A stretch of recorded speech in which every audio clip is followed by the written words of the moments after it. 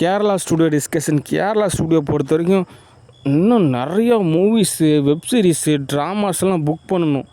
அப்போ தான் ஒரு சாஃப்ட்வேர் கிடைக்கும். அந்த சாஃப்ட்வேரை பொறுத்து தான் ஒவ்வொரு படிநிலையும் தோதாகும். ஏன் அப்படின்னா, நீங்கள் நினைக்கிற மாதிரி ஒரு ஹியூமன் பயாலஜிக்கல் சிஸ்டம் அப்படி கிடையாது. அது நிறைய காம்ப்ளிகேட்டட் தியரி இருக்குது.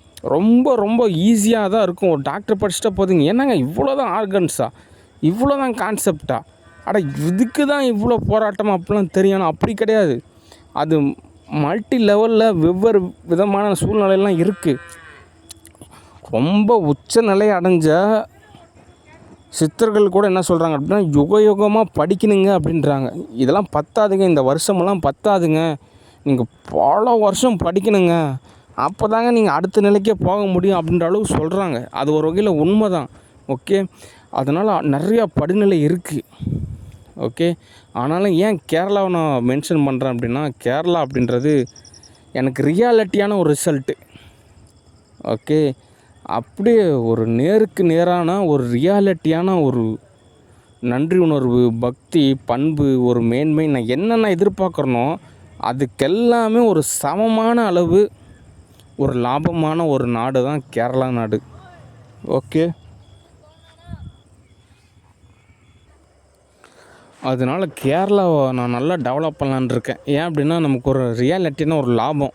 ஓகே, சரி, அந்த வகையில் ஆட்சி அமைப்பு பொறுத்த வரைக்கும் இந்த காங்கிரஸ் கட்சி அமைஞ்சது அப்படின்னா ஓரளவு தோதாக இருக்கும். அவங்க என்ன சொல்கிறாங்கன்னா, எந்த கட்சியுமே தேவையில்லைங்க, நீங்கள் ஓரளவு ட்ரில்லியன் கணக்கில் கேஷ் கொண்டு வாங்க, கிங்டம் அமைச்சிக்கலாம், லாங்குவேஜ் படிச்சுக்கலாம், எல்லாமே உங்களுக்கு தேவை, எல்லாமே நாங்கள் போட்டு செய்கிறோங்க அப்படின்னாங்க. ரொம்ப அருமையான ஒரு விஷயந்தான். ஓகே, இப்போ உதாரணத்துக்கு ஏதாவது ஒரு அப்ராட் கண்ட்ரீஸில் நான் ஒரு ராஜாவாக இருந்தேன் அப்படின்னா எனக்கு ஓரளவு கேஷ் கிடச்சிருக்கும். இந்த டேக்ஸ் அப்படின்னு நிறைய கேஷ் கிடச்சிருக்கும். அவங்ககிட்டலாம் ஒரு சில அதிகாரிகிட்ட கேஸ் கேட்டுட்டு அதுக்கப்புறம் ஓரளவு தொகையை கொண்டு வந்து நான் கொடுத்துருப்பேன்.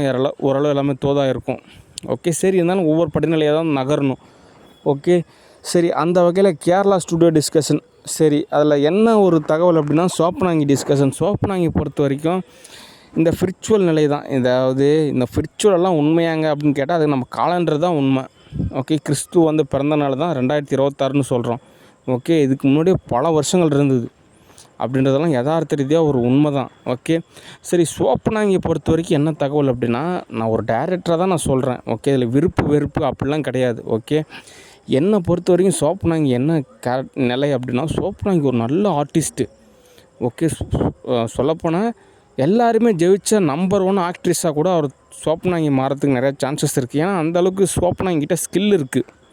ஓகே, நிறையா திறமை இருக்குது. நிறையா ரிசல்ட்டில் வந்து பார்த்திங்கன்னா ஃபஸ்ட்டு கிளாஸு பாராட்டு.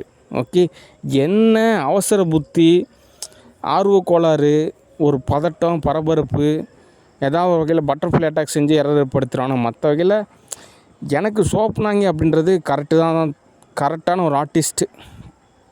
ஓகே, ஆனால் என்ன இது எப்படி நம்ம ரியாலிட்டியாக கன்வெர்ட் பண்ணணும் அப்படின்னா, சோப்பனாங்கி என்னை தேடி வரணும், என் கூட ஸ்டே பண்ணணும். அப்போனா மட்டும்தான் அந்த உணர்வு நிலையானது ஒரு சமநிலை ஏற்படும். அடுத்து சோப்பனாங்கிட்டேருந்து எனக்கு ஏதாவது ஒரு டெபாசிட் கேஷ் கிடைக்கிறப்போ அந்த ஸ்டூடியோவானது ஒரு சமநிலை ஏற்படும். ஏன் அப்படின்னா, சோப்பனாங்கி நிறையா கொஞ்சம் ஸ்கேம் பண்ணிருச்சு. அதாவது அந்த ஊழல் சொல்லுவாங்கள்ல, நிறையா சம்பாரிச்சிச்சு. அந்த சம்பாரித்த தொகைக்கான அக்கௌண்ட்ஸ் டீட்டெயில்ஸே ஒரு கொஸ்டினாக இருக்குது. என்ன பண்ணாங்க, ஏது பண்ணாங்கன்னே தெரியல. ஆனால் நிறையா விதத்துல தோது செஞ்சு நிறையா அக்கௌண்ட்ஸு எரர் இருக்குது. அடுத்து பக்தியில் எரர் இருக்குது, பண்பில் எரர் இருக்குது, நிறைய மிஸ் அண்டர்ஸ்டாண்டிங், ஊருப்பட்ட லாஸ் ஆகிடுச்சு.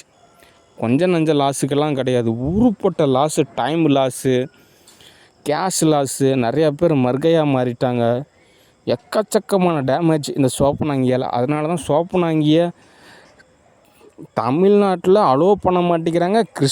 அதாவது ஆல்ரெடி நம்ம சொல்லியிருந்தோம், சென்னையில் கிருஷ்ணா ஸ்டுடியோன்னு இருந்துச்சு, ஆதிசங்கரா ஸ்டுடியோ இருந்துச்சு, தேவ் ஸ்டுடியோன்னு இருந்துச்சு. அந்த சென்னையில் இருக்கிறவங்க யாருமே அந்த அக்செப்ட் பண்ண மாட்டேங்கிறாங்க இந்த சோப்பனாங்கியை. ஏன்னா அந்தளவுக்கு ஊருப்பட்ட டேமேஜ் பண்ணிடுச்சு. நானே சென்னைக்கு போயிருந்தேன், போட்டு வறுத்து எடுத்துருச்சு சென்னையே சோப்பனாங்கி. அதனால தான் அக்செப்ட் பண்ண மாட்டேங்கிறாங்க. இந்த சோப்பனாங்கி மட்டும் கரெக்டாக இருந்திருந்தால் இந்நேரத்துக்கு இந்த வறுமை நிலையே ஏற்பட்டிருக்காது.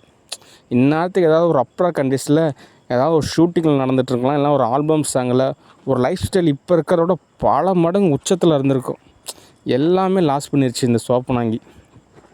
ஓகே, ஆனாலும் எனக்கு என்ன தோணுது அப்படின்னா, சோப்பனாங்கி நிறைய ஆப்பர்ச்சுனிட்டி கொடுக்கலான்னு தோணுது. நிறையா மூவிஸ் புக் பண்ணலான்னு தான் தோணுது. நிறையா முதலாவது சீரியலில் இருந்து ஆரம்பிக்கலான்னு தோணுது. அதுக்கப்புறம் வெப் சீரிஸு, அதுக்கப்புறம் மூவிஸ் புக் பண்ணலான்னு தோணுது. ஆனால் இப்போ கேரளா மட்டும் தான் அக்செப்ட்டு. ஆனால் அதுக்கு சோப்பு நான் இங்கெல்லாம் மூவ் பண்ணணும் அப்படின்னா அது என்கிட்ட நேரில் தான் வரணும். என் கூட வந்து ஒரு வாரம் ஸ்டே பண்ணணும். அதுக்கப்புறம் அதுக்கிட்டேருந்து எனக்கு ஏதோ கேஷ் கிடைக்கணும். அதுக்கப்புறம் தான் மூவ் ஆகும். அது வரைக்கும் சோப்னாங்கி அப்படின்றது வெயிட்டிங் லிஸ்ட்டு தான். மற்றபடி பாஸ்ட் இன் பாஸ்ட்டு ஒரு உள்ளார்ந்த ஒரு தகவலுக்காக தான் சொல்கிறேன். சோப்னாங்கிக்கு ஓரளவு பாராட்டு. ஓகே. ஆனால் இதெல்லாம் பத்தாது. நீ இன்னும் நல்லா பக்தியாக இருக்கணும், பண்பாக இருக்கணும். அப்போனா தான் நிறைய விஷயம் தோதாகும். ஓகே. சரி, அடுத்த தகவல். மற்றபடி ஆர்டிஸ்ட்டை பொறுத்த வரைக்கும் ஒரு பாராட்டு. ஏன் அப்படின்னா நான் நினச்சேன் இவங்கெல்லாம் நமக்கு தோல் செஞ்சு கொடுப்பாங்களா அப்படின்னு. ஆனால் உண்மையாலுமே பரவாயில்ல. நம்ம நல்லது செஞ்சால் திரும்ப நமக்கு நல்லது கிடைக்கும் அப்படின்றது உண்மை தான்.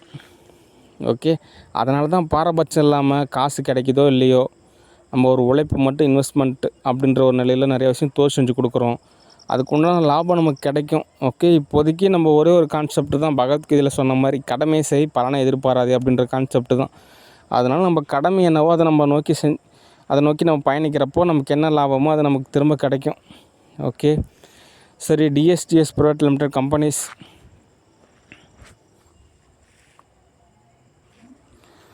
நன்றி, வணக்கம், பாய்.